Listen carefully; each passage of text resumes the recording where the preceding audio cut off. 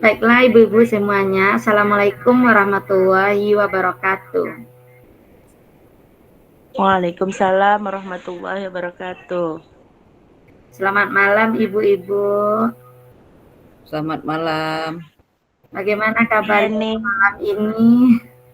Alhamdulillah sehat. Alhamdulillah. Alhamdulillah, kabarnya sehat semua. Alhamdulillah sehat. Luar biasa. Malam masih semangat kita. Ya, yang penting tetap semangat. Semangat Nija. Semangat. Nija luar biasa ini semangat. Jadi Bapak Ibu, hari ini kita akan melakukan sebuah diseminasi di dalam kelompok belajar kita. Jadi sebuah diseminasi dalam Kombel Kosapadan. Jadi sebelumnya izinkan dulu ini sebagai diseminator ingin berbagi layar terkait dengan slide PPT kita malam ini. Apakah layarnya sudah terlihat Bapak Ibu? Bapaknya nggak ada udah ya. Sudah terlihat layarnya Bu Ibu, slide-nya? Sudah. Alhamdulillah. Ibu-ibu, sebelumnya kita mulai dengan sebuah pantun dulu. Pohon duku berbuah lebat. Ma cakepnya kok. Cakep. Enak dimakan bersama kawan. Cakep. Cakep. Selamat datang ibu-ibu guru hebat. Mari bergabung di Kombel Kosapadan. Yeah. Oke, ibu-ibu, sekarang kita akan masuk ke salah satu kegiatan kita, yaitu sebuah diseminasi tentang materi-materi yang terkait pada modul 1.4 budaya positif. Nah, dalam hal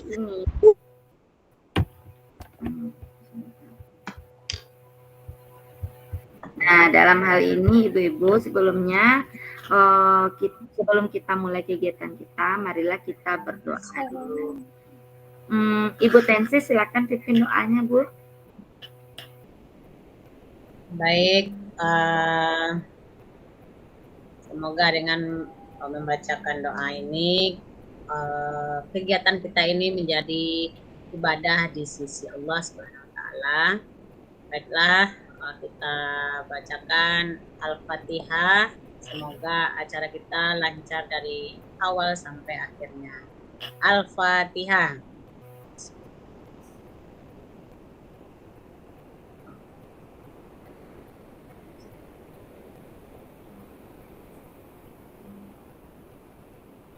Amin, amin ya rabbal alamin.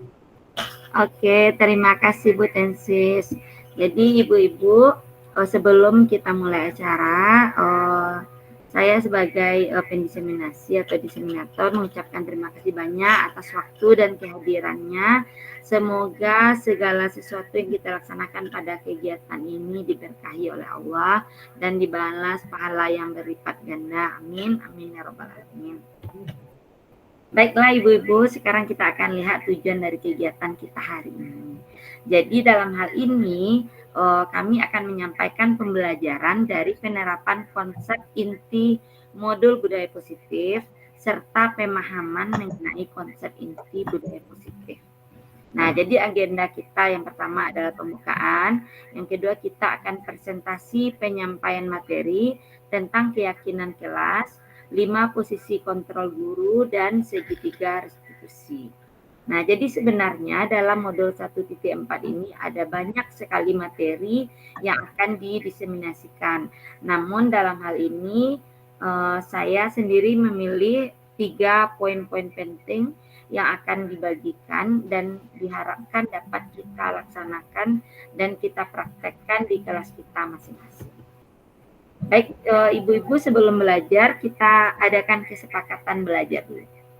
Yang pertama, di sini sudah ada beberapa contoh kesepakatan belajar. Jika kita semua setuju dengan kesepakatan ini, diberi tepuk 1. Yang pertama, peserta fokus pada kegiatan diseminasi. Apakah ibu-ibu setuju? Setuju. Oke, beri tepuk satu. Oke. Yang kedua, seluruh peserta memiliki kesempatan untuk berpendapat. Bagaimana Ibu-ibu setuju? Setuju. Oke, tepuk satu. Yang ketiga, berpikiran terbuka dan saling menghormati. Setuju? Oke. Setuju. Yang keempat, jika ada satu peserta berbicara, maka peserta yang lain mendengarkan.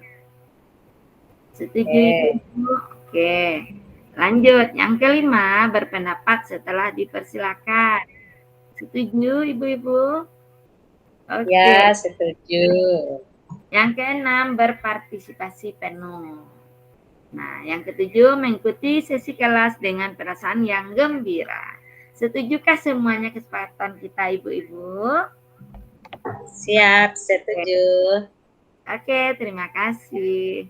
Nah, jika kesepakatan belajar kita sudah ada, semoga kita bisa sama-sama konsisten mengikuti kegiatan ini dan kita bisa mendapatkan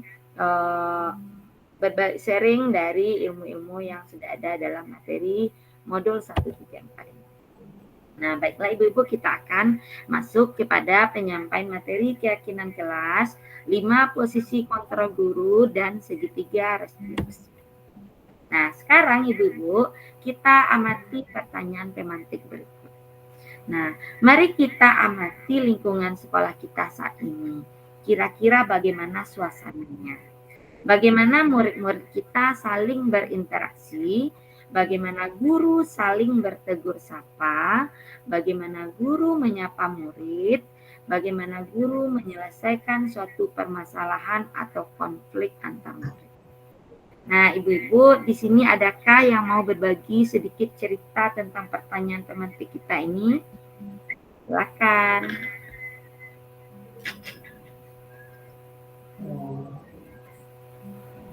Bu Tensis mau berbagi? Ya, terima kasih Bu Yeni. Oke.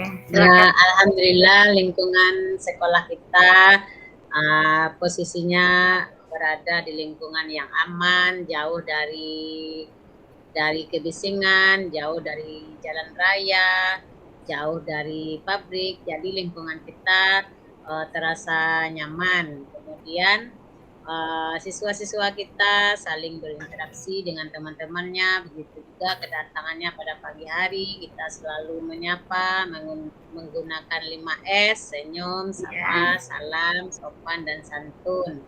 Setiap guru juga demikian, sudah menjadi kebiasaan kita dalam menyambut siswa di pagi hari. Begitu pula menjelang kita mau pulang, membiasakan 5S. Kira-kira begitu Ibu Yeni. Ya, alhamdulillah. Tepuk tangan dulu dong untuk kesapadan. Oke, alhamdulillah ya Ibu-ibu semua. Seperti kita ketahui bahwa lingkungan sekolah kita sangat kondusif. Dan bagaimana guru dalam menyelesaikan suatu permasalahan atau konflik? Alhamdulillah seperti yang sama-sama kita lihat, setiap ada permasalahan tentu diselesaikan oleh guru-guru. Baik itu guru kelasnya sendiri, guru bidang studi, maupun oleh ibu kepala sekolahnya langsung. Nah, untuk itu mari kita sama-sama ciptakan lingkungan yang positif agar terbentuk suatu budaya positif di sekolah sehingga suasana kita aman, nyaman, tentram, siswa merasa tenang dan pelajaran juga mudah dimengerti oleh siswa kita. Baik Ibu-ibu, sekarang kita akan lakukan kegiatan cobalah buka. Nah, seharusnya ini kita berpasangan ya Ibu-ibu. Tadi rencana kita lakukan secara luring. Tapi karena kesibukan dan aktivitas yang cukup padat, sekarang kita lakukan secara daring. Jika Ibu-ibu punya teman di sebelah, boleh dicobakan. Kalau tidak, kita akan bayangkan. Bapak, Ibu, atau Anda dan teman Anda akan melakukan kegiatan cobalah buka. Ibu-ibu adalah sebagai A, tugas ibu-ibu adalah mengepalkan salah satu tangan. Nah, jadi coba Ibu bayangkan, jika Ibu menyimpan sesuatu yang sangat berharga di dalam kepalan tangan Ibu. Nah, jadi Ibu akan menjaga benda ini sekuat tenaga agar tidak ada orang yang mengambilnya. Nah, nanti tugas teman ibu, rekan ibu, si B, dia akan mencoba dengan segala cara untuk membuka kepalan tangan ibu, kemudian dia bisa membujuk, menghardik, atau mengintimidasi, memarahi, menggoda, bahkan menawari sesuatu seperti uang agar ibu bersedia membuka kepalan tangan. Nah, kira-kira nih Bu, bisa enggak kepalan tangan kita ini dibuka dengan paksa oleh orang lain? Seperti ini. Iya. Bagaimana Bu-Ibu? Kira-kira ini kalau dibuka oleh orang lain sedangkan kita ingin mempertahankan sesuatu yang sangat berharga di dalamnya. Apakah Ibu-Ibu apakah orang lain tersebut bisa membuka tangan kita ini? Bagaimana menurut Ibu? Tidak akan bisa, Bu Yeni. Kenapa Boleh, tidak Bu bisa? Yeni? Ya, kenapa? Kenapa? Karena segala sesuatu yang berada pada diri kita, kalau kita ingin sesuatu itu kita simpan, kita pegang sendiri, maka siapapun tidak akan bisa membukanya, walaupun dengan paksaan. Iya. Karena kemauan kita. Iya. Ya, betul sekali Bu Riri. Tepuk tangan dulu untuk Bu Riri. Ya, terima kasih Bu Riri, jawabannya tepat sekali ya. Jadi, dalam hal ini jika kita ingin mempertahankan sesuatu, siapapun tidak akan bisa mempengaruhi kita. Nah, ini terkait dengan motivasi intrinsik yang ada di dalam diri kita. Nah, jadi dalam kehidupan kita sehari-hari ada banyak ilusi yang berkembang, khususnya di sekolah kita, ilusi antara guru dengan murid. Nah, ini adalah beberapa contoh ilusi yang berkembang selama ini, padahal yang sebenarnya itu tidak. Nah, mari kita lihat bersama. Yang pertama bahwa ilusi guru dapat mengontrol murid-murid. Nah, sama halnya seperti kepalan tangan kita tadi. Orang lain tidak akan bisa membuka kepalan tangan kita jika kita tidak menginginkan membuka tangan kita. Nah, pada dasarnya kita tidak dapat memaksa murid untuk berbuat sesuatu jika murid tersebut memilih untuk tidak melakukannya. Sama seperti cobalah buka tadi. Nah, walaupun tampaknya guru atau kita sedang mengontrol perilaku murid. Namun, hal demikian terjadi karena murid sedang mengizinkan dirinya dikontrol. Nah, jadi ibu-ibu guru atau bapak ibu guru, kita mengontrol murid atau siswa kita di sekolah, kita berhasil mengontrolnya. Itu karena dia mengizinkan dirinya untuk kita kontrol. Namun, jika dia tidak menginginkan untuk dikontrol, maka kita tidak akan berhasil. Seperti halnya kita menjelaskan pelajaran di kelas, kita juga sudah membuat sebuah kesepakatan ketika guru menerangkan pelajaran, semua siswa memperhatikan. Namun akan ada terjadi 1, 2, atau 3 orang siswa yang tidak memperhatikan kita, bahkan dia berbicara dengan temannya, teman sebelahnya atau di belakangnya, atau bahkan dia bermain dan tidak memperhatikan.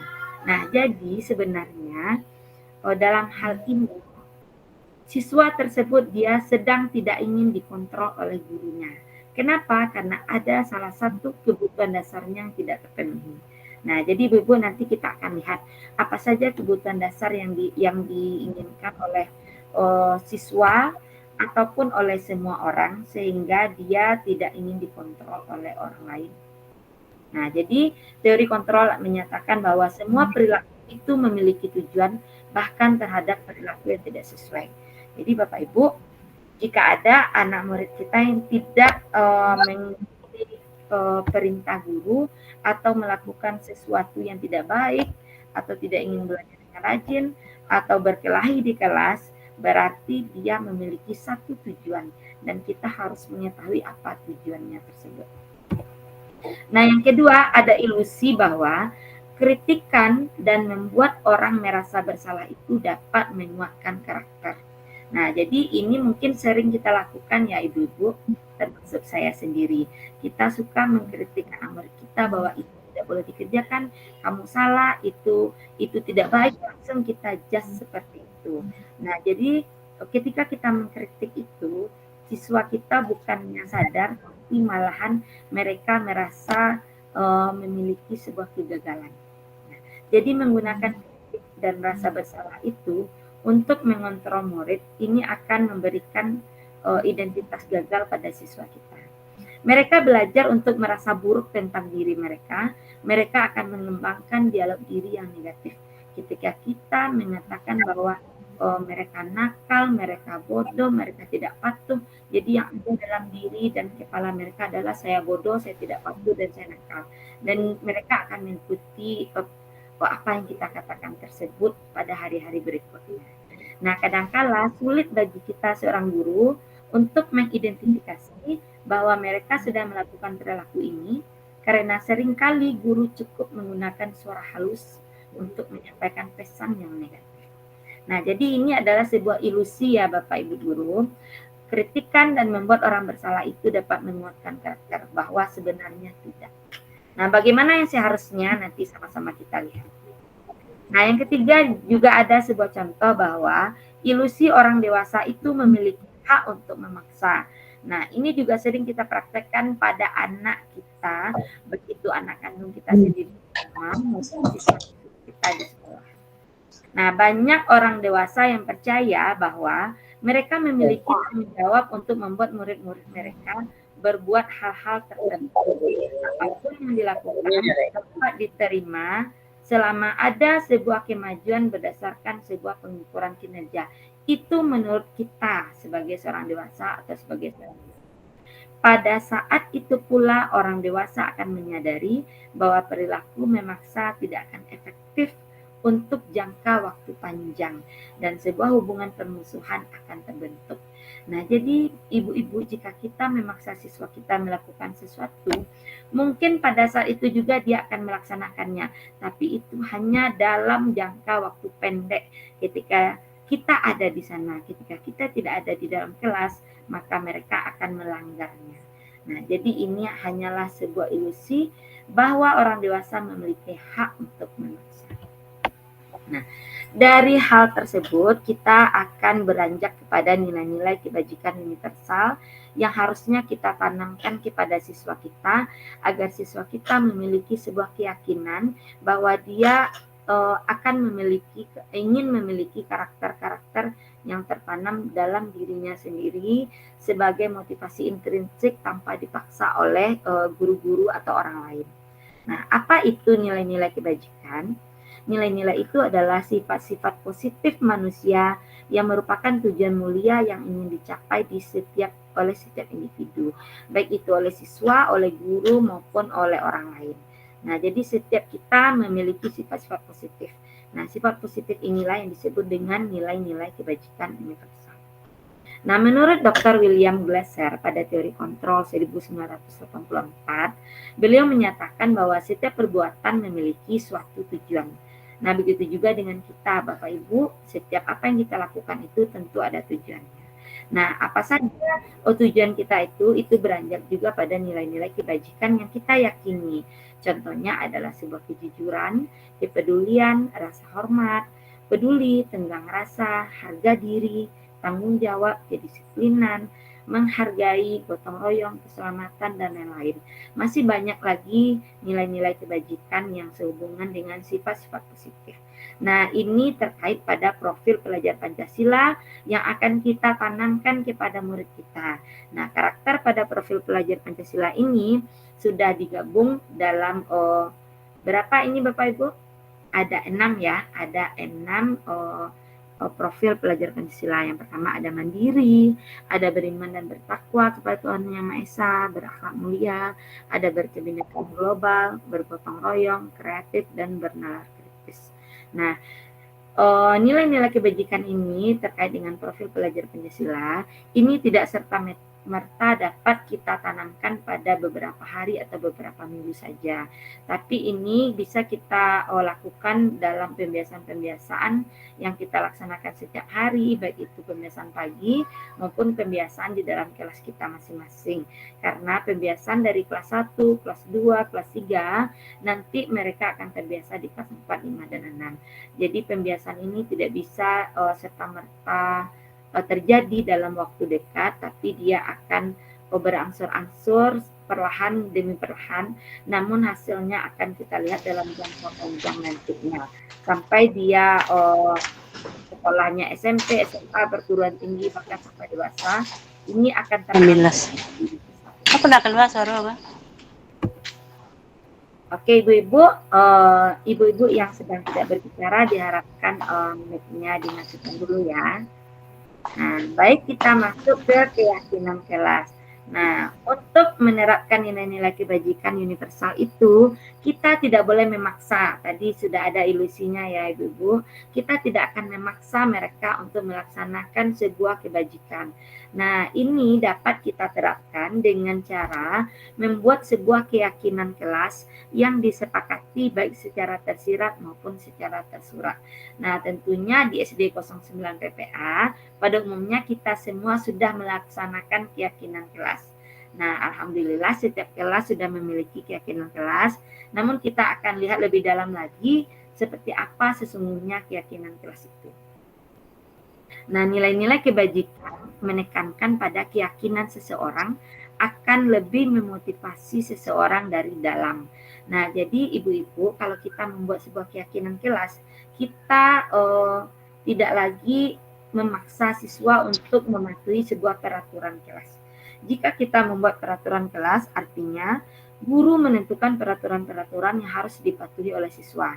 Jika siswa melanggar, siswa harus melakukan sanksi-sanksi yang sudah ditetapkan oleh guru. Namun pada keyakinan kelas ini, kita guru bersama siswa sama-sama menyepakati apa yang kita yakini untuk kita patuhi. Nah, kalau kita semuanya sudah sepakat, maka ibu-ibu apakah ada mic-nya yang hidup? Oh, Ibu Indrawati, Ibu In, mohon mic-nya dimatikan dulu. Oke, Bu In, slide-nya nggak keluar. Dimatikan. Terima kasih Bu In.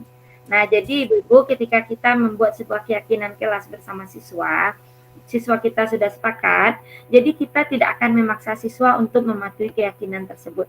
Mereka sudah memiliki motivasi dalam dirinya karena mereka sudah menyepakati. Nah, bagaimana jika ada yang melanggar? Nah, nanti kita lihat. Jika ada sebuah pelanggaran, kita akan lakukan tindakan yang disebut dengan restitusi. Nah, nanti kita akan bahas lebih dalam lagi tentang restitusi. Kita lihat dulu tentang keyakinan kelas. Seseorang akan lebih tergerak dan bersemangat untuk menjalankan keyakinannya daripada hanya sekedar mengikuti serangkaian peraturan tertulis tanpa makna. Nah, jadi Bapak Ibu, menurut Bapak Ibu, apakah keyakinan kelas dan peraturan kelas itu ada hal yang sama? Apakah pernyataan ini benar, betul, atau salah? Keyakinan dan peraturan kelas itu adalah hal yang sama. Bagaimana Bapak Ibu yang hadir, apakah ini betul atau salah? Silakan dijawab. Tidak sama, Bu. Benar sekali Bu Yeni. Keyakinan kelas itu kita tidak memaksakan, cuma itu datangnya dari siswa sendiri. Iya. Nah, jadi Ibu-Ibu, apakah pernyataan ini betul atau salah? Keyakinan kelas dan peraturan kelas itu adalah sama. Salah ya, Bu Rika? Salah. Mari kita Salah. jawabannya. Ya. Keyakinan kelas dan peraturan kelas itu adalah yang sama, ini adalah salah. Jadi keyakinan kelas itu sangat berbeda dengan peraturan kelas. Lanjut. Keyakinan kelas itu berlandaskan pada nilai-nilai kebajikan atau prinsip universal. Ini betul atau salah? Bagaimana Ibu-Ibu? Silakan buka mic-nya. Betul, Bu, betul. Ya, betul. Terima kasih Ibu-Ibu. Ini adalah betul. Jadi keyakinan kelas kita buat berdasarkan nilai-nilai kebajikan universal. Nah, sekarang kita lihat Ibu-Ibu. Seperti halnya perilaku atau sikap dan yang dilakukan oleh setiap orang, baik itu pada kita sendiri, siswa, ataupun orang lain. Nah, ada beberapa contoh di sini. Kira-kira apa nilai kebajikan atau keyakinan yang ingin diangkat dari peraturan berikut? Jika ada peraturan menggunakan helm saat mengendarai motor, dan kita mengikutinya. Menurut ibu-ibu, ketika ibu-ibu memakai helm, keyakinan apa yang ibu-ibu yakini? Kenapa kita pakai helm? Silakan Ibu-ibu. Kenapa kita pakai helm? Supaya kita Untuk keselamatan, Bu. sekali Bu Rika. Tepuk tangan dulu jawabannya. Untuk keselamatan. Jadi kita meyakini Keselamatan. ya, kita meyakini bahwa kita menggunakan helm saat mengendarai motor gunanya untuk keselamatan kita. Tanpa dipaksa oleh orang lain kita akan menggunakannya. Nah, membuang sampah pada tempatnya. Nah, kenapa ada orang yang mau mematuhi peraturan ini membuang sampah pada tempatnya? Kira-kira keyakinan apa itu? Oh, keyakinan untuk menjaga kebersihan mungkin ya, Bu. Iya, betul sekali. Tepuk tangan. Tepuk salut dulu dong. Tepuk salut. Salut. Salut, salut. Salut. Salut, salut. Salut. Salut. Nah, jadi Rika memang hebat. kita memang hebat. Potensi juga hebat. Semua orang yang sudah mau membuang sampah pada tempatnya berarti dia sudah memiliki keyakinan akan menjaga kebersihan. Begitu juga dengan siswa kita. Jadi keyakinan inilah yang akan kita tanamkan pada siswa kita dalam bentuk keyakinan kelas. Jadi kita tidak perlu mengingatkan sebentar, tidak perlu memaksanya dan tidak perlu memarahinya. Jika dia sudah Bu Yeni. memiliki sebuah keyakinan. Ya Bu Bu, Yeni, maaf Bu Yeni. ya. Apakah slide-nya pas saya saja nggak kelihatan atau kawan-kawan juga nggak kelihatan? Oh begitu, slide-nya hilang ya Bu? Ya, slide-nya kecil cuman tuh bagian. Oke, mari kita ulang kembali. Kita stop dulu ya. Kalau yang pertama tadi ada jelas slide-nya Bu? Tadi awal-awal ada. Oh di awal ada, setelah itu kecil. Nah Berarti kalau ini hilang nggak ada lagi. Sip. sip ya. Nah, ya. Oke, makasih Bu Rika. Nah, kita lihat yang ketiga. Dilarang menggunakan kata-kata kasar. Kira-kira ini keyakinan apa ini, Bu Ibu?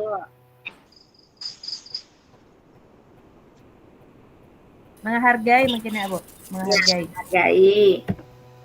Oke, berkata sopan santun atau menghargai. Betul, Bu Rika. Jadi jika kita sudah memiliki keyakinan bahwa kita harus menghargai orang lain dan berkata sopan santun, maka siswa kita tidak akan mau lagi berkata kasar. Nah, disinilah letaknya pentingnya kita membuat sebuah keyakinan kelas dan kita harapkan keyakinan kelas itu tertanam pada diri siswa kita sehingga kita tidak perlu lagi memaksa mereka untuk berbuat baik. Oke, Bu Ibu, sekarang kita akan pelajari secara bersama apa urutan langkah-langkah dalam menetapkan keyakinan kelas serta pendalamannya. Nah, di sini ada beberapa langkah-langkah yang belum terurut. Kira-kira menurut Ibu nomor 1 yang mana ya? Berdiskusi mengenai gambaran perilaku yang mencerminkan keyakinan kelas, berdiskusi memunculkan peraturan yang perlu ditaati warga kelas, berdiskusi mengenai peran seluruh warga kelas, menyarikan peraturan menjadi nilai kebajikan, mengubah peraturan menjadi kalimat yang positif, meninjau ulang keyakinan kelas. Kira-kira yang pertama yang mana ini ya, Bu Ibu? Coba kita lihat. Bu Yeni, maaf mungkin jaringan saya yang nggak stabil atau gimana. Ya. Slide-nya cuman inisial F Ibu aja yang keluar. Apakah mungkin jaringan saya? Oh, jaringan itu Bu Rika. Oke, ke jaringan. Oke, udah keluar. Iya, itu jaringan. Oke, Bu Ibu. Jadi dalam hal ini urutan langkah yang pertamanya adalah berdiskusi memunculkan peraturan-peraturan yang perlu ditaati warga kelas. Jadi untuk membuat sebuah keyakinan kelas, kita diskusikan dulu dengan siswa kita, kira-kira peraturan-peraturan apa yang perlu ditaati oleh warga kelas. Nah, jadi kalau kita udah selesai diskusi, nanti langkah yang keduanya yang ini. Kita akan mengubah peraturan-peraturan tersebut menjadi kalimat yang lebih positif. Contoh, peraturan pertama, dilarang membuang sampah sembarangan. Kita ubah menjadi kalimat yang positif. Kata-kata dilarangnya kita hilangkan. Buanglah sampah pada tempatnya. Nah, jadi seperti itu, Bu. Nah, yang ketiga, ketika kita sudah mengubah peraturan-peraturan menjadi kalimat positif, kita akan menyarikan. Menyarikan itu artinya mencarikan kalimat-kalimat yang lebih pas untuk mengubah kata-kata peraturan itu menjadi sebuah keyakinan yang di dalamnya terdapat nilai-nilai kebajikan. Nah, seperti halnya tadi dilarang membuang sampah sembarangan, kita ubah menjadi buanglah sampah pada tempatnya. Itu sudah masuk ke dalam menyarikan peraturan menjadi keyakinan keras. Oke, yang keempat, setelah kita menyarikan peraturan-peraturannya, kita akan diskusikan lagi mengenai gambaran perilaku yang mencerminkan keyakinan kelas. Nah, tadi contohnya buang sampah pada tempatnya. Nah, kita diskusikan dengan siswa kira-kira sikap apa saja yang bisa kita lakukan untuk membuang sampah pada tempatnya, seperti memilih dan memilah sampah juga termasuk. Kemudian ketika melihat sampah yang sedang berserakan harus kita apakan, itu kita diskusikan. Jadi siswa kita tahu dengan satu keyakinan apa saja perilaku yang harus mereka laksanakan. Oke, ibu-ibu, yang kelima kira-kira yang mana? Coba tebak, ada 2 langkah lagi.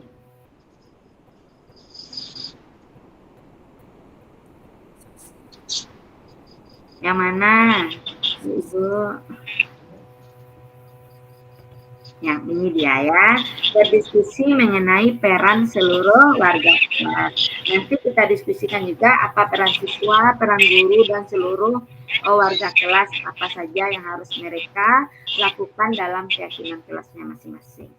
Nah, yang keenam baru kita tinjau kembali, kita tinjau ulang keyakinan kelas dari waktu ke waktu, apakah akan kita pakai apa yang kita sepakati bersama di hari pertama itu, ataukah ada keyakinan kelas yang perlu kita tambahkan sesuai dengan kejadian-kejadian yang terjadi di kelas kita masing-masing. Jadi Bu-Ibu, alhamdulillah di SDN 09 PPA pada umumnya sudah melakukan dan membuat keyakinan kelas masing-masing. Begitu juga dengan saya sendiri di kelas 6A, ini juga sudah dibuat pada awal semester atau awal tahun pelajaran itu. Kita bersama siswa melakukan diskusi dan membuat keyakinan kelas seperti yang tertayang pada slide ini. Contohnya yang pertama mengutamakan kehadiran daripada keperluan lain karena ini banyaknya siswa yang sering tidak hadir minta izin. Yang kedua, istirahat yang cukup dan menjaga kesehatan. Ini juga dibuat karena banyaknya siswa yang beralasan sakit untuk tidak datang ke sekolah. Ibu-ibu siapa yang masih ikut ya? Oh, Bu In lagi. Bu In, tolong mic-nya dimatikan dulu, Bu In. Kemudian yang ketiga, datang lebih awal, pulang tepat waktu. Yang keempat, membuang sampah di tong sampah. Dan seterusnya. Jadi ibu-ibu, ini adalah contoh keyakinan kelas yang sudah diterapkan dan dilaksanakan di kelas 6A. Dan alhamdulillah siswa-siswa di kelas 6A, jika ada yang melanggar sebuah keyakinan kelas, mereka tinggal menyebutkan kembali keyakinan kelas nomor berapa yang telah mereka langgar, dan ini juga sudah dipajang di depan kelas. Dan begitu juga dengan kelas-kelas lainnya di SD 09 PPA. Alhamdulillah semuanya sudah melaksanakannya. Tepuk tangan dulu untuk kita semua. Oke Ibu-Ibu, sekarang kita masuk kepada kebutuhan dasar manusia. Tadi ada ilusi bahwa ketika ada salah satu siswa yang melakukan sesuatu yang baik maupun yang tidak baik, berarti mereka memiliki sebuah alasan. Nah, salah satu alasannya itu adalah mereka belum terpenuhinya kebutuhan salah satu dari kebutuhan dasarnya. Kira-kira kebutuhan dasar itu apa saja? Ibu-ibu coba tebak nomor 1 ini kira-kira apa ya Ibu-ibu? Kesenangan. Kesenangan, bagus Bu Tensis. Tepuk tangan untuk Bu Tensis. Yang kedua, kita lihat yang kedua apa Bu? Cinta kasih sayang. Iya, betul sekali. Hebat Bu Tensis ya. Cinta dan kasih sayang. Yang ketiga. Ayo, siapa yang bisa? Kebebasan. Oh, hebat, luar biasa. Kebebasan. Yang keempat. Ada N, ada U, ada A. Oh, ayo. Lupa. Yang kelima. Kemauan. Oh, kemauan kata Bu Riri. Oh, mari kita sama-sama kita lihat. Satu adalah kesenangan, yang kedua cinta dan kasih sayang, yang ketiga kebebasan, yang keempat penguasaan, yang kelima adalah Penguasaan. bertahan hidup. Bertahan hidup, yeay. Nah, jadi ibu-ibu, ini juga termasuk pada diri kita masing-masing semuanya ya. Setiap kita memiliki 5 kebutuhan dasar ini. Jika ada salah satu kebutuhan dasar ini yang tidak terpenuhi, maka akan ada salah satu sikap yang akan kita munculkan. Nah, jadi apa itu kesenangan? Kita membutuhkan rasa senang. Jika kita sedang sedih, sedang sibuk, sedang cemas, dan sedang ketakutan, ibu-ibu pasti melakukan sesuatu yang kurang baik. Nah, jadi ketika cemas, ketika ketakutan, mungkin kita akan marah-marah atau kita tidak mood dalam mengajar. Jadi perlakuan kita itu memiliki sebuah alasan. Apa alasannya? Kita butuh kesenangan. Begitu juga dengan siswa kita, ibu-ibu. Kalau ada siswa kita yang sedang menangis, sedang ngambek, sedang tidak mau dalam belajar, jangan langsung dimarahi, karena ada satu kebutuhan dasarnya yang tidak terpenuhi, yaitu kesenangan. Berarti dia sedang memiliki suatu masalah, atau sedang dimarahi oleh mamanya tadi pagi, atau sedang diejek sama temannya. Jadi kita tanyakan dulu, apa alasannya melakukan sesuatu, atau apa alasannya tidak memperhatikan guru menerangkan pelajaran. Ada satu kebutuhan dasar yang tidak terpenuhi. Yang kedua, cinta dan kasih sayang. Jadi dalam hal ini semua kita membutuhkan kasih sayang dan cinta dan perhatian. Jika ada siswa kita yang suka mencari-cari perhatian ibu gurunya atau perhatian temannya atau istilahnya MPO, menarik perhatian orang, berarti dia sedang membutuhkan cinta dan kasih sayang. Yang ketiga adalah kebebasan, berarti semua kita membutuhkan akan sebuah pilihan. Jadi kita tidak suka dipaksa orang lain, begitu juga dengan siswa kita. Kita tidak boleh memaksanya. Kita berikan pilihan, kemandirian, dan otonomi. Yang keempat ada penguasaan. Nah, ini adalah penguasaan ini adalah pengakuan atas kemampuannya, atas prestasinya, dan keinginannya untuk diakui. Nah, jadi jika ada siswa kita yang berhasil dalam menjawab pertanyaan atau berhasil mendapatkan nilai bagus, kita berikan sebuah apresiasi.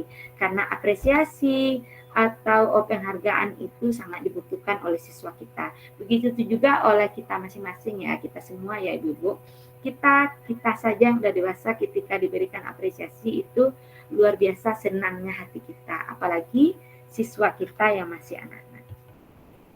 Yang kelima, bertahan hidup. Nah, ini mungkin terkait dengan rasa lapar dan rasa amannya.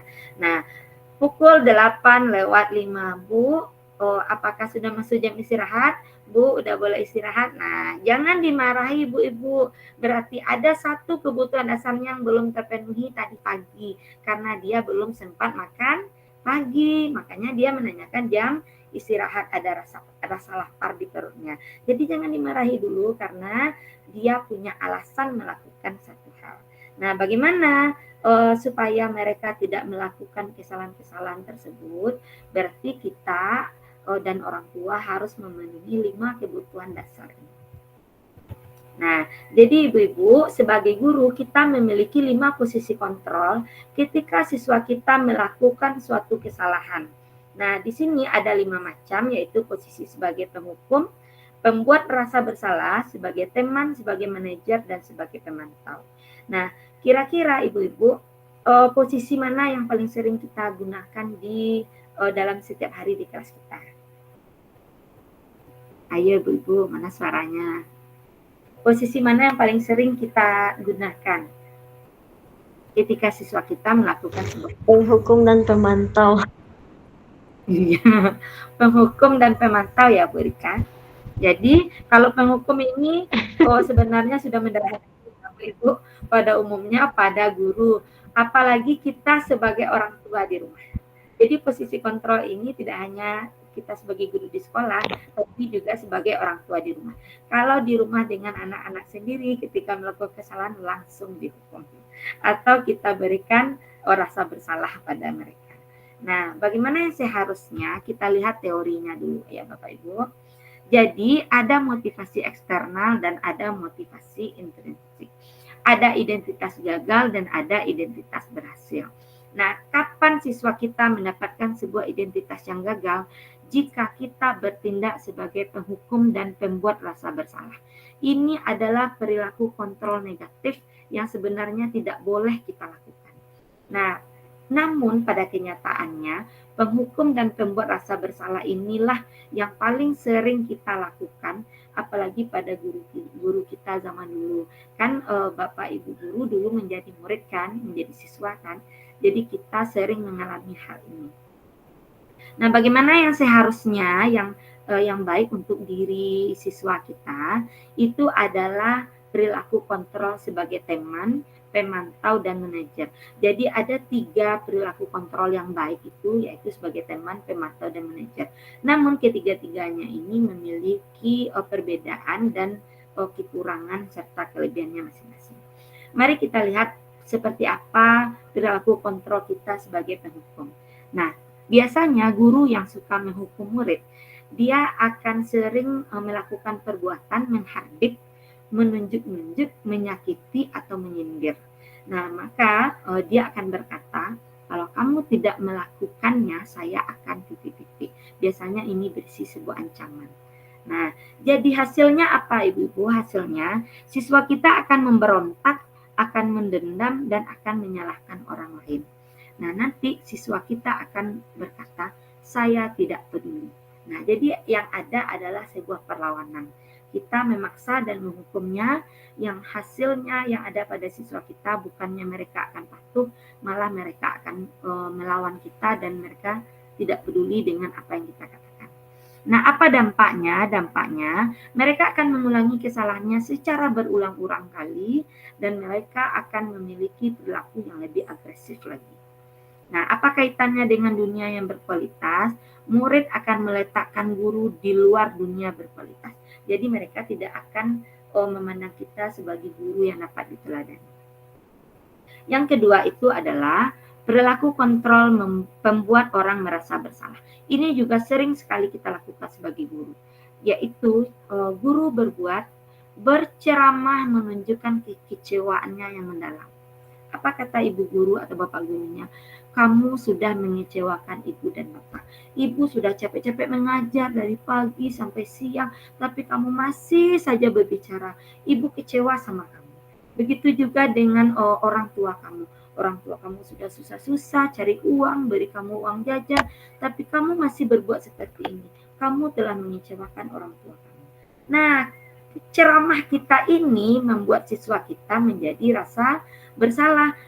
Mereka sadar bahwa mereka salah, namun pada hasilnya nanti mereka akan menyembunyikannya, mereka akan menyangkal dan mereka akan berbohong karena mereka malu.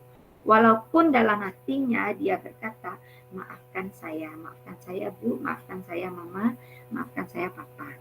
Nah, namun hasilnya nanti murid kita akan merasa rendah diri, mereka akan merasa gagal dan mereka merasa tidak berharga. Seperti itu Ibu-Bu. Jadi perilaku kita yang mengontrol murid sebagai penghukum dan pembuat merasa bersalah itu sebenarnya adalah perilaku negatif yang hasilnya tidak bagus untuk siswa kita. Nah, kita lihat apa seharusnya yang kita lakukan. Jadi ada 3, kita sebagai teman, sebagai pemantau, atau sebagai manajer. Bagaimana caranya sebagai teman itu? Kita akan membuatkan alasan-alasan untuk murid kita. Apa yang kita katakan? Lakukanlah ini untuk Bapak atau Ibu. Ayo belajar dengan rajin, lakukan untuk Bapak atau Ibu. Ayo belajar dengan rajin demi Mama dan Papamu supaya Mama Papamu bangga. Ketika dia melakukan sesuatu, nanti kita tidak langsung memarahi, tidak langsung menghukumnya. Kita akan mengatakan sesuatu sebagai teman. Oh tidak apa-apa, nanti kita bisa selesaikan. Oh ya sudah, nanti Bapak Ibu bantu bereskan ya. Jadi kita mengatakan sesuatu perkataan yang tidak menyakiti hatinya, seperti halnya kita berteman dengan mereka. Namun hasilnya nanti ada sebuah ketergantungan. Ini perilaku yang positif, namun ada kekurangannya. Siswa akan tergantung kepada kita karena mereka sudah merasa berteman dan mereka akrab dengan kita sebagai gurunya. Mereka akan mengidolakan kita sebagai guru idola. Ketika guru lain masuk ke kelas kita dan guru lain tidak bertindak seperti yang kita lakukan, maka mereka tidak akan mempedulikan guru tersebut. Nah, itu dampaknya. Jadi ini adalah sebuah ketergantungan pada guru itu sendiri. Ketika orang lain yang masuk ke kelasnya, mereka kurang mempedulikannya. Kemudian sebagai pemantau, guru sebagai pemantau itu akan suka menghitung dan mengukur. Guru sebagai pemantau suka memberikan pertanyaan-pertanyaan pada siswa. Ketika melakukan sesuatu, guru tersebut akan bertanya, apa peraturannya? Kenapa kamu melanggar peraturan? Peraturannya apa? Jadi apa konsekuensinya? Apa sanksinya? Apa yang telah kamu lakukan? Apa yang terjadi sekarang? Nah, pertanyaan-pertanyaan ini akan muncul. Ini juga perilaku kontrol positif ini Ibu-Ibu. Namun hasilnya itu bisa menyesuaikan ya. Bisa jadi siswa kita akan menyadari kesalahannya dan bisa jadi mereka menguatkan karakternya. Namun bisa jadi juga siswa kita akan berkata, saya akan dapat berapa bintang kalau melakukan hal tersebut. Nah, atau saya akan dapat apa jika mematuhi peraturan ini. Nah, jadi dalam hal ini mereka akan menanyakan imbalannya apa. Nah, jadi dalam jangka pendek mungkin mereka mematuhi, namun dalam jangka panjang mereka belum memiliki penguatan karakter. Nah, jadi apa yang terbaik dalam posisi kontrol ini ada namanya posisi kontrol sebagai manajer, yaitu mengajukan pertanyaan-pertanyaan tentang hal-hal yang mereka yakini. Apa yang kita yakini itu sesuai dengan keyakinan kelas yang sudah disepakati. Apakah kamu meyakini hal tersebut? Kalau kamu meyakininya, maukah kamu memperbaikinya?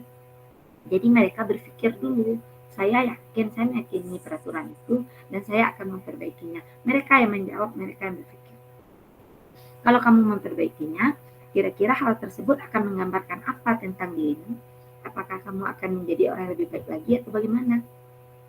Jadi mereka berpikir dan mereka akan melakukannya sendiri tanpa dipaksa, tanpa merasa terpaksa, dan dengan keyakinannya sendiri. Hasilnya adalah menguatkan watak atau karakter. Jadi seperti itu Ibu-Ibu. Ada 5 posisi kontrol dan ada 3 yang positif. Yang ketiga ini boleh kita laksanakan sewaktu-waktu kita butuhkan, situasional, sesuai dengan situasi saat itu. Namun posisi kontrol yang terbaik itu adalah sebagai manajer. Jadi sebagai manajer itu kita melakukan pertanyaan-pertanyaan yang apa yang mereka yakini dan mereka menjawabnya sendiri, mereka menyadarinya sendiri, dan mereka yang akan mencarikan solusinya sendiri. Oke Ibu-Ibu, kita akan masuk ke segitiga restitusi karena waktu kita sangat terbatas. Nah, dalam segitiga restitusi ini ada 3 tahap yang akan kita lakukan. Ini terkait sebagai manajer tadi. Jadi ada tahapan pertama menstabilkan identitas, ada tahapan kedua validasi tindakan yang salah, dan ada tahapan ketiga yaitu menanyakan keyakinan. Nah, kapan segitiga restitusi ini kita butuhkan? Ketika siswa kita melakukan sebuah kesalahan. Misalnya, sering terlambat hadir, berkelahi, mengucapkan kata-kata kotor, atau melanggar sebuah keyakinan kelas. Nah, Ibu-Ibu, adakah di sini yang mau membantu membacakan sekilas tentang tahapan-tahapan segitiga restitusi ini?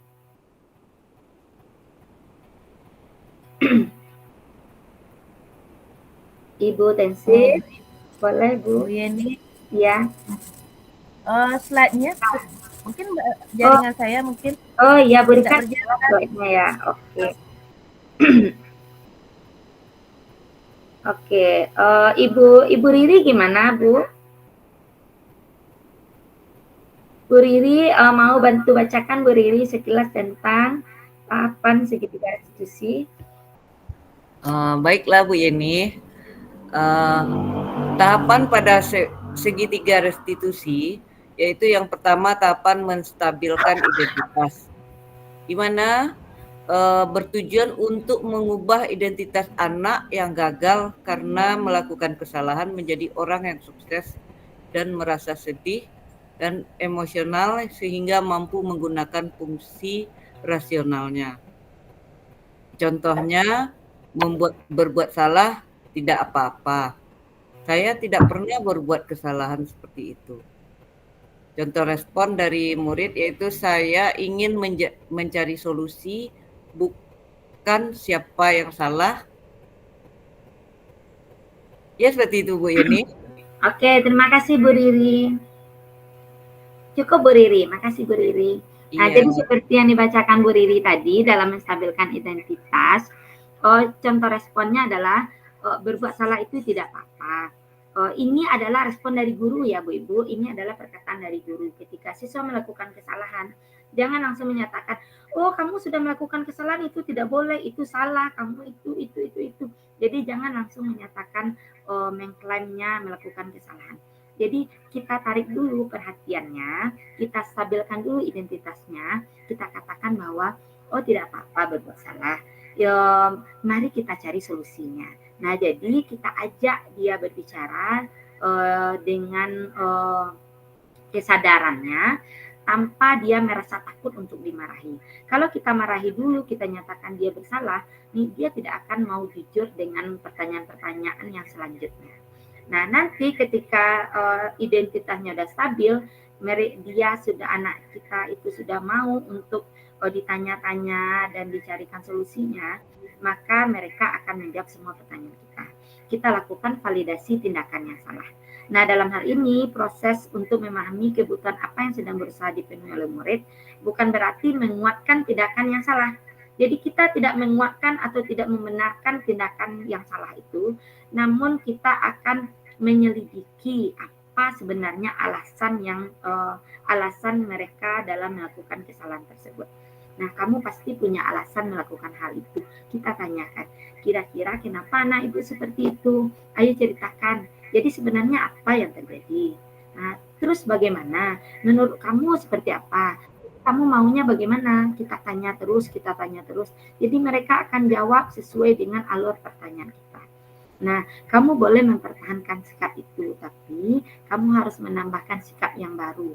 Nah, jadi kita berikan masukan-masukan setelah kita memvalidasi tindakan yang salah. Nah, setelah itu kita menanyakan keyakinannya. Di sini adalah proses di mana murid menghubungkan dirinya dengan nilai-nilai yang dia percaya.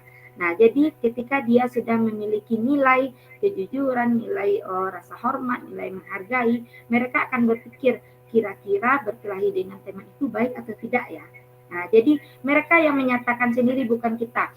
Berkelahi itu tidak baik, bukan kita yang menyatakan. Kita tanyakan, menurut kamu berkelahi itu baik atau tidak? Mengejek teman itu baik atau tidak? Nanti dia jawab sendiri, tidak baik Bu. Kenapa tidak baik? Karena tidak menghargai Bu. Kenapa? Apa akibatnya kalau kita mengejek teman? Nanti teman kita sedih Bu. Nanti dia yang akan menjawabnya sendiri. Nah, jadi seperti itu ibu-ibu, kita tanyakan nilai apa yang dia percayai. Itu sehubungan dengan keyakinan kelasnya.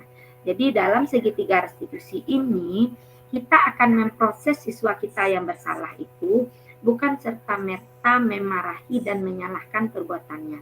Namun kita lakukan sebuah segitiga restitusi, stabilkan identitasnya dulu, validasi tindakannya yang salah tersebut, tanyai alasan-alasannya, kemudian tanyakan keyakinannya, menurutnya yang benar itu seperti apa, dan tanyakan solusinya menurut dia seperti apa, dan tanyakan juga apakah dia mau berubahnya seperti apa.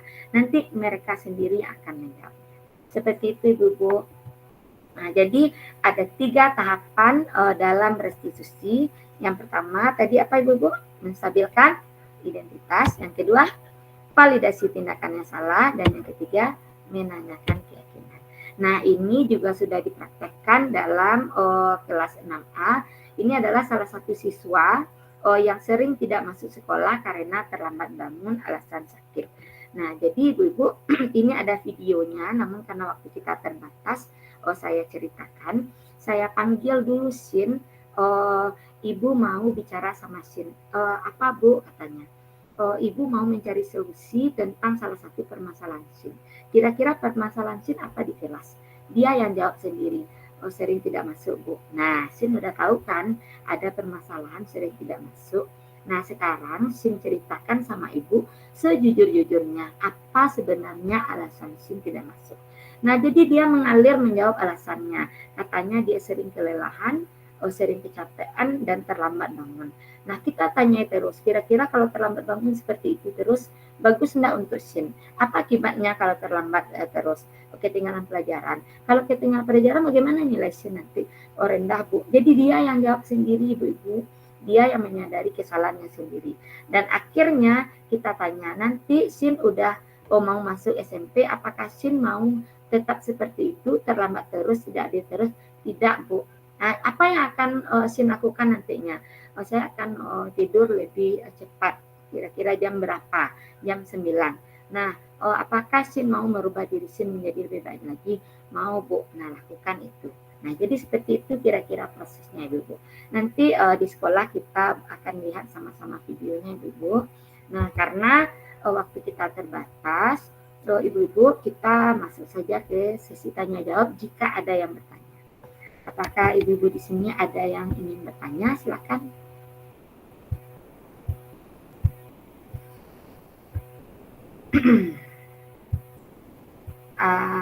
Bagaimana Ibu-Ibu, jika tidak ada pertanyaan, kita akan tutup sesi diseminasi kita hari ini.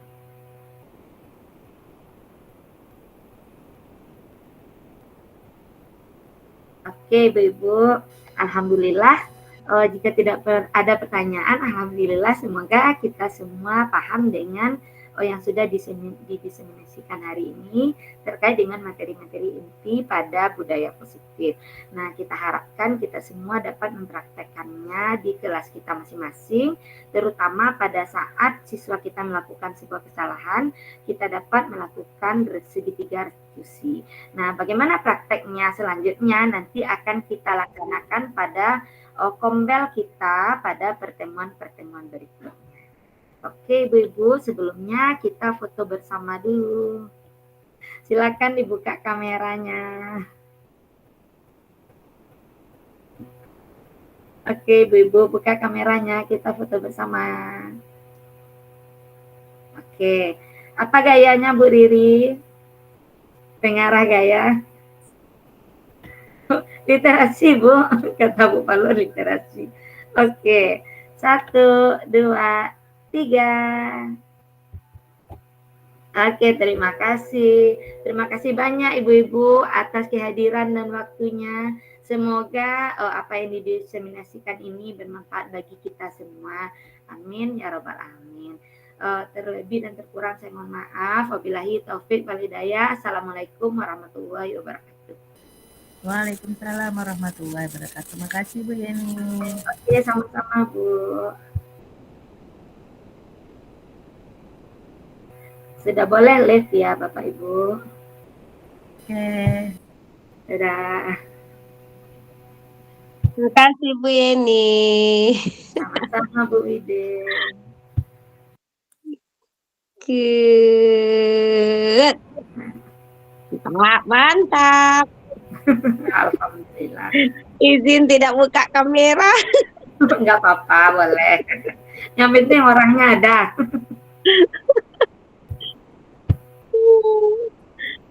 Ulang ya. Hentikan, stop recording dulu, stop recording.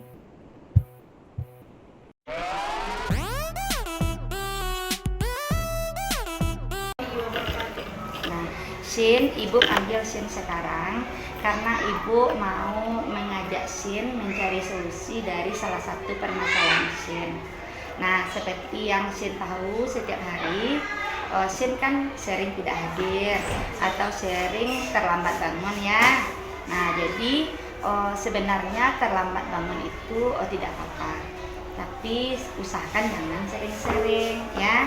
Jadi sekarang ini Ibu ajak Shin berdiskusi, kita cari solusi untuk masalah Shin supaya Shin tidak sering terlambat bangun dan tidak sering tidak hadir ya. Nah, jadi sekarang Ibu mau tanya sama Shin dulu. Kira-kira menurut Sin, kenapa Sin itu sering terlambat bangun? Karena keletihan. Karena keletihan. Letih karena apa? Ngapain aja Sin? Kadang pulang sekolah sakit kepala, Bu. Sakit kepala. Oh, Sin sering sakit kepala. Terus Terus kecapean, kurang istirahat Sin. Adakah Sin diberi pekerjaan atau tugas sama Bunda Sin yang terlalu berat atau terlalu banyak? Shin yang mengerjakan sendiri. Apa yang Sin kerjakan? Mencuci baju, menyapu. Oh, Sin suka cuci baju serta menyapu di rumah. Suka bantu pekerjaan orang tua. Atau apa lagi? Menanam mama memasak, Bu. Oh, menolong mama juga.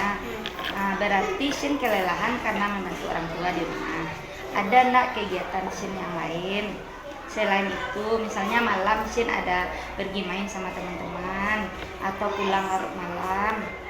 Enggak, Bu. Nggak ada. Pergi main sepeda malam? Nggak ada. Yang pergi larut malam, yang pulang larut malam dari rumah ada? Jarang, Bu. Jarang, tapi ada. Pas libur. Oh, pas libur ya. Iya. Berarti Sin karena kecapean, Iya, Bu. sering sakit kepala. Iya. Jadi ketika Sin kecapean, sering sakit kepala, pagi-pagi itu Sin bagaimana situasi pagi-pagi Sin bangun itu? Coba ceritakan Sin. Badan kadang panas, Bu. Oh, sering panas badan Sin. Terus Terus agak pusing. pusing. Kira-kira jam berapa Sin bangun kalau ketika Sin kecapean itu jam berapa terbangunnya? Jam 9, Bu. Oh, jam 9 baru bangun. Kalau enggak setengah 10. Ada Sin dibangunkan sama mama sebelum jam 9 tuh? Ada sholat subuh? Ada sholat subuh? Itu tidur lagi? Tahu mama Sin sakit? Tahu? Oh, berarti karena Sin benar-benar sakit. Ya, itu alasannya ya. Nah, sekarang ibu tanya lagi. Nanti Sin kan mau masuk SMP lagi kan? Kemarin aja Sin kelas 6 sering tak hadir, sering sakit karena kelelahan alasannya. Jadi pelajaran Sin banyak tinggal, ujian ketinggalan, tryout ketinggalan. Jadi Sin banyak ketinggalan materi dan ketinggalan pelajaran ya. Sehingga ketika ujian Sin banyak tidak dapat jawabannya karena Sin tidak mendengarkan guru menerangkan pelajaran. Nah, kira-kira besok di SMP Sin mau seperti apa? Apakah mau tetap seperti itu Sin jadi siswa SMP atau mau ada perubahan? Ada perubahan, Bu. Mau ada perubahan. Sin berarti Sin mau datang tepat waktu ke sekolah lagi kan? Tidak sering sakit kan? Nah, kira-kira tadi kendala Sin katanya Sin kelelahan, sering sakit.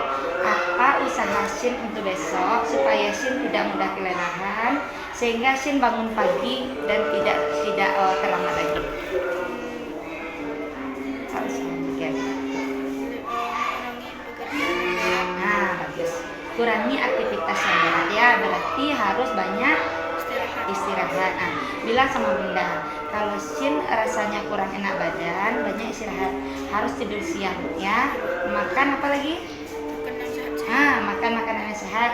Jangan suka minum es. Makan makanan bergizi ya. Kalau perlu minum susu Sin tiap hari ya. Jadi rencana Sin nanti di SMP, Sin tidurnya jam berapa? Tidur malamnya jam berapa? Jam setengah 9. Tidak boleh begadang malam. Oke ya. Nanti bangun paginya jam berapa? Jam 5. Jam 5. Berarti Sin usahakan nanti di SMP tidak ada terlambat lagi. Bangun pagi, rajin belajar ya, biar dapat pelajarannya, kemudian bagus belajar lagi. Oke, terima kasih ya, menanya aja. Semoga Sin menjadi lebih baik lagi. Oke, makasih.